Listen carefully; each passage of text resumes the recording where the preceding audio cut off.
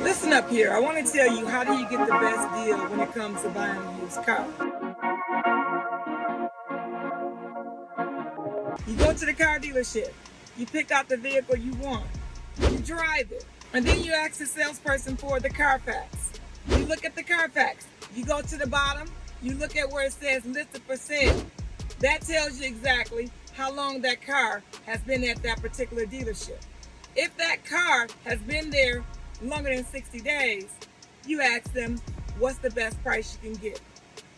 You ask them to come off the sales price. You ask them to give you a little bit off the sales price. Don't you tell them what you want off the sales price. You let them tell you.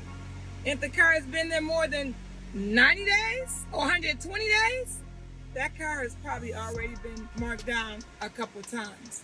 So that's the huge tip. How do you get the best price, or how do you find out how long a car has been on the dealership lot? Go to the CARFAX.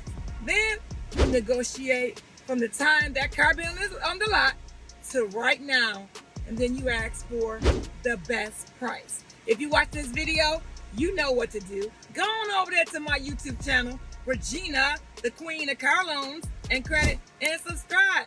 And you'll be notified every time I drop a video. All right?